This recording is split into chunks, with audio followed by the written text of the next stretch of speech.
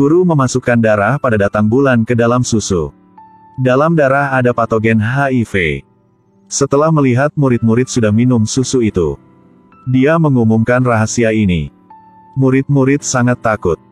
Segera mau muntah. Guru berkata bahwa, hanya ada 2 orang sudah minum susu yang memiliki virus. Dan dengan tenang menulis kata, nasib, di papan tulis. Beberapa tahun yang lalu, suami Yuko kena HIV dan meninggal. Putrinya menjadi semuanya. Setiap hari Manami akan di sekolah tunggu ibunya. Tapi pada hari itu, Manami tiba-tiba hilang. Akhirnya menemukan jenazah dia di bawah kolam sekolah. Polisi menyimpulkan bahwa inilah insiden yang tidak disengaja. Tapi penjaga menemukan sebuah tas uang berbentuk domba yang bukan milik Manami di samping kolam. Pada saat ini Yuko baru saja tahu. Ternyata ada 2 murid dalam kelasnya. Sudah mematikan putrinya. Dia tak berniat melapor polisi.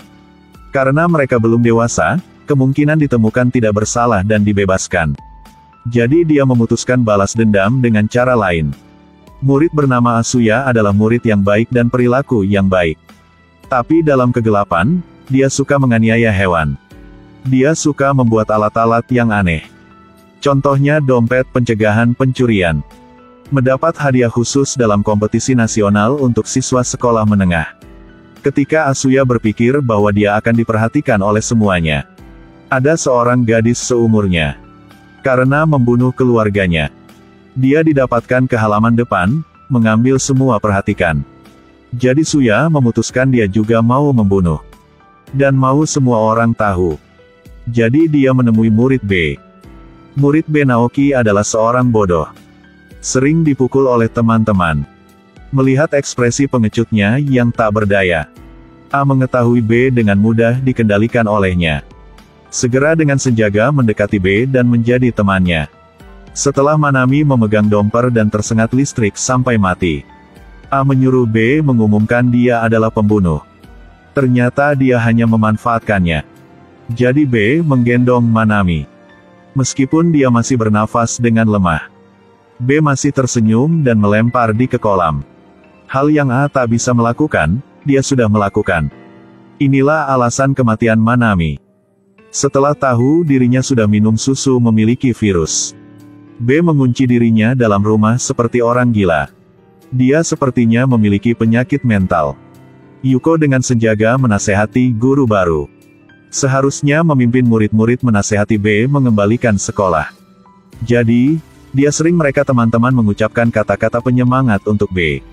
Setiap minggu mengirim kepada B. Tapi keadaan B semakin buruk.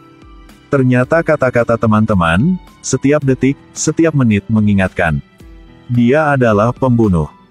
Setelah ibu B tahu segera dihancur. Dia memegang pisau, siap untuk meninggal dengan putranya. Hasilnya dibunuh. Dan seperti itu Yuko sudah menyelesaikan rencana balas dendam. Tapi bagi A dengan IQ tinggi tak sepakat dengan mudah. Meskipun dia masih diganggu setiap hari. Tapi dengan cepat, A sudah memikirkan cara untuk menyelesaikan. Dia menyeka darah di bos sekolah. Bahkan menciumnya. Oleh karena itu tidak ada yang berani menggertak A lagi.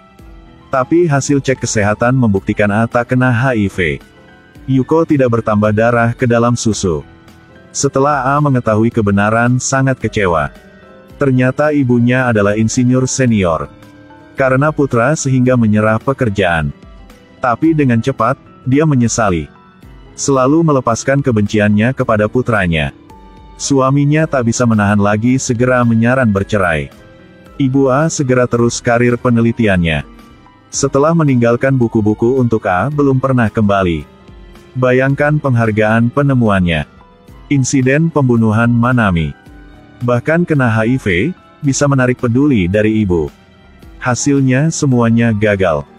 Dia segera memutuskan acara kejutan global. A berdiri di depan kamera dan berkata bahwa dia sudah menanam bom di sekolah. Saklar utama adalah tombol OK di ponsel Anda. Tiba-tiba, ibu mengirim pesan untuknya. Berkata bahwa mau bertemu dia. Dia dengan gembira membawa penemuannya dan bertemu ibunya. Hasilnya tidak ada ibu di sana. Ibu sudah pergi berbulan madu dengan suami barunya.